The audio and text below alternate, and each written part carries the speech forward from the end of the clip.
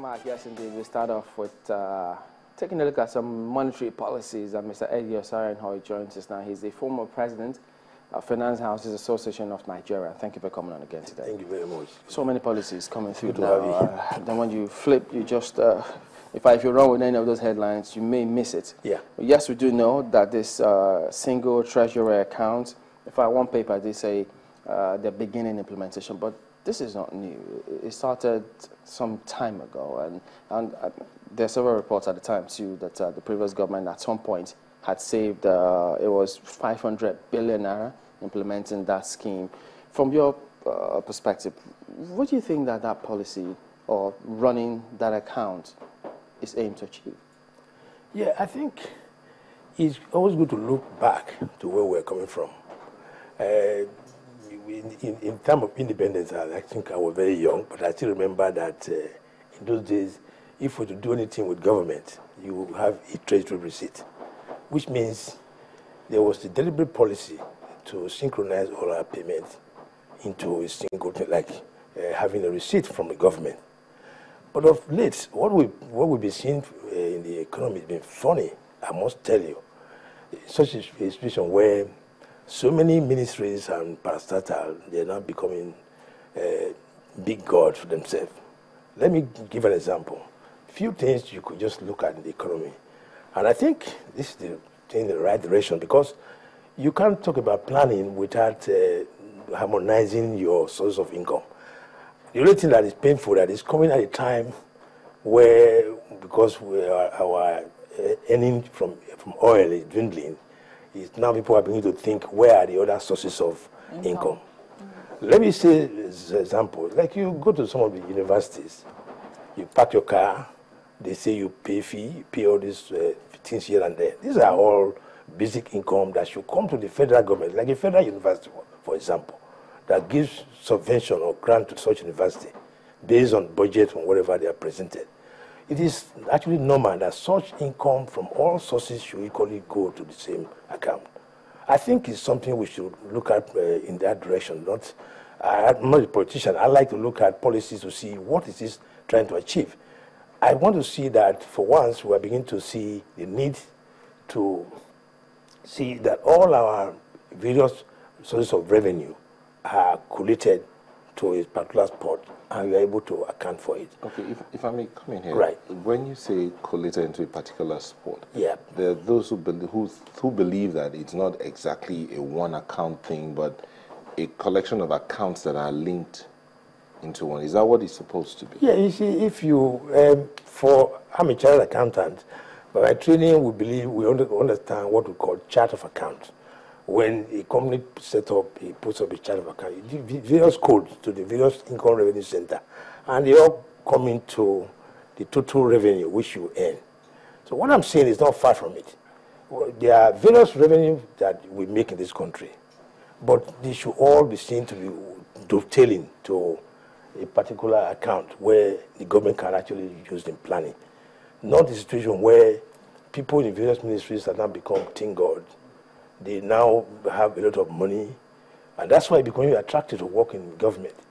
Have money, they attract a lot of bank deposits and all those stuff. This is money that belongs to you and I. And somebody wants to sit down at the table and determine the interest rate, and which we give. We've had a lot of cases where pension funds and others were given out to people from banks at ridiculous rate. If those funds were not accessible to those people, I don't think they will have access to such things. I think what this government is trying to do, what I can see, is an attempt trying to bring sanity to this environment, whereby the funds belong to the federal government, they should all go to the same source, and then the budget is actually drawn. So you have proper account of how the income you are getting. And when you are giving some grants to people, they also get it too. Because some of these people, it's like earning from both sides. They get from budget allocation, they also have this internally generated income, which will run into millions. You don't even know how they arrive at it, and these things are left within them to control. But I believe if by the time they are all channeled to a particular source, and then they also, like I read sometime when the president was saying that even as a minister of petroleum, when he was to travel in those days, he would go for extra code and get an approval from the president But the people just jump into the, take all the extra from the same internal generated fund. They travel, do whatever they want to do, which I think is bizarre. So we need to be able to put a stop to some of those things that actually affect what belongs to you and I. And let there be some kind of control. And I also know there is financial instruction. I've not worked in the government, but I know in those what we call financial instruction, which stipulates how income that are coming in should be actually channeled and how those things should equally be dispensed. But I'm saying a common thing that we can look at here is that you have a budget, you have income from allocation from federal government. You also have your internal thing, which you and I don't even know. You declare whatever you want to do. So those are the things I think they're trying to check, and I think is something we should all encourage. But some people will say that because you just talked about even the kind of income that people might not even pay any, heed to. For instance, car park monies. One will wonder that kind of money too is going to go to the Treasury single account. First of all, people will ask, are you sure that it would not, first of all, kill creativity? Because if one of the reasons why some of these institutions have been encouraged to be innovative is that you can keep a portion or whatever it is that you generate, or there is some money to ensure that activities are running in that particular area while we wait for budget allocation. Considering how long it takes to approve budgets and how long the budgeting process takes, whether we will not be killing creativity in that particular area, and also whether this is not also going to be relying on efficiency. Are we efficient enough to be able to manage it? No, I think so. But like I said, it's a total thing. You don't just do one and leave the other. I like to say that, yes, the whole world is going commercialization, and privatization is key. We can't run away from that. And it brings about efficiency and creativity. And when you say creativity, you also look at how do you assess people at ministries and everything and give merit to those who've been that creative. How do you not judge that in a situation where you and I don't even know what the other person is making that makes in this table? Let me further go to let me even use the car park thing you talked about. That was just because most of the university or most of these things started doing all those to earn income. Extra income. Extra income. But those things are never budgeted. You know what I'm saying? Audited. Let me use the right word. If there was a situation where we were able to have a properly audited account early enough for everybody to see, you could really see what's going on. But essentially, I think even if they are looking at this, they should also look at how do you give merit to those who have been able to do more in a situation where you have so many ministries and we've been able to put all in the same table. There must be a way to find out those who are doing well and give them some benefit. So it does not kill that at all, but it will help to encourage accountability. By the time you now have the figures from various ministries, if you have done so well, we'll be giving you this percentage, it becomes open to everybody, and we now run with that, rather than people doing whatever they like. Let me answer the other point you mentioned about budgeting system and the rest. I think, too, it also will make the whole thing faster. Because you and I know that without it, other countries in the world, they all try this thing. Because like I said, when I started and I talked about independence, I remember in those days, there used to be what we call a receipt from a treasury receipt. When you mean treasury receipt, it's issued and money goes to central bank or whatever. And you have it in those days, oh, this is what I paid to the government. But I don't think so these days.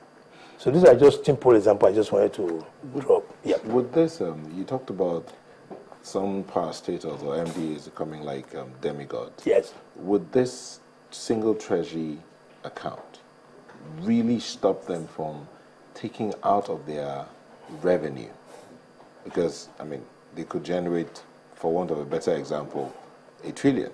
Yes. And come up and say it's just about 800 billion. Yes. So what stops them from doing that? Fine. If you recall, about last year, there were so many news in the newspaper about some of these turning to trillions, the money they collect, which you don't even know about. I think to answer your question, it becomes even easier to monitor one of these things. Because they are, like I said, the financial instruction, which we all know of, determine how, whatever you charge. If they now want to charge on that table whatever, it's a different thing because this country, those things that are not recorded, you cannot you can't track them. But I mean, as far as it's been recorded as income to the establishment, it should be seen to be dovetailed. Especially, let's even look at the present arrangement where IT has made everything even easier. I mean, we should take advantage. I was going to bring that in because the area of tracing, in terms of tracing accounts, monies that have come in and tracing them, one will say, okay, in this day and age when accounts can be linked, you can trace every penny that moves out. Yes. Do we still need to collapse everything into that one account? If you say collapse, maybe the whole idea is to actually ensure liquidity and proper accountability. That's what I can see in it. It could be a way to track all income to CBN. Mind you, there's something I just mentioned which you have not taken note of. This money they collect internally, they have a power to put them into any bank or whatever they like. I hope you remember that. Yes, what I'm saying, yes, they have those money, and then they say they cannot trace those accounts. No, or some of them, the contents cannot be traced. But it's easier to trace those accounts now with the ITA. That's when things are done in a normal manner. Okay. But I'm just putting in a situation where even if they have this account, they have this autonomy to do whatever they like to do. And that's why some of this money find themselves in bank. Some of them have been lost through distressed bank. I hope you remember. I recall some of these things were placed in the bank those days that went bust, and that's the end. You can't. It's only the one you lost, you and I, that we all shout about. The world government is lost through. You won't even know about that. But I'm saying, emphatically, if such things were actually channeled through central bank, and they have dedicated account, they have to make their own withdrawal. It helps accountability. One, it also helps transparency. It also helps liquidity they were talking about. No fund will be hidden anywhere, and then you can move a lot to do all that thing with it. Yes.